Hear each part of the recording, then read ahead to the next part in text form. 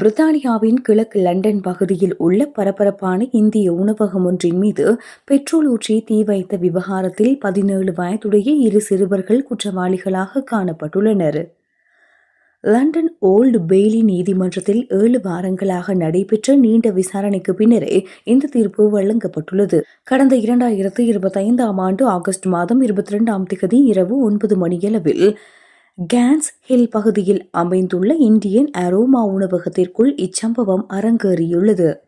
நீதிமன்றத்தில் சமர்ப்பிக்கப்பட்ட விபரங்களின்படி உணவகம் வாடிக்கையாளர்களாலும் ஊழியர்களாலும் நிறைந்திருந்த வேளையில் மாசட்டே ரக கத்திகளோடு இந்த இரு சிறுவர்களும் உணவகத்திற்குள் அத்துமீறி நுழைந்துள்ளனர்.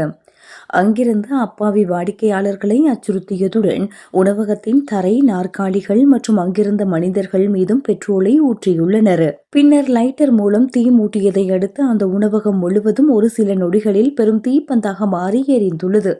இந்த கொடூரமான தீ வைப்பு சம்பவத்தில் இருவர் உயிர் ஆபத்தான தீக்காயங்களுக்கும் மேலும் 4 கடுமையான காயங்களுக்கும் உள்ளாகியிருந்தனர். எனினும் இந்த தாக்குதலுக்கான உண்மையான காரணம் என்ன என்பது இதுவரை கண்டறியப்படவில்லை என லண்டன் மெட்ரோபாலிட்டன் போலீசார் தெரிவித்துள்ளனர். தாக்குதலின் பின்னர் சந்தேக நபர்கள் டொயோட்டோ பிரையஸ் ரக கார் ஒன்றில் தப்பியோடும் காட்சிகள் சிசிடிவி கேமராக்களில் பதிவாகியிருந்தன. இதனைத் தொடர்ந்து தீவிர விசாரணையில் இறங்கிய போலீஸ் துப்பறியும் அதிகாரிகள் திருடப்பட்ட அந்த காரை சில வாரங்களில் கண்டுபிடித்தனர்.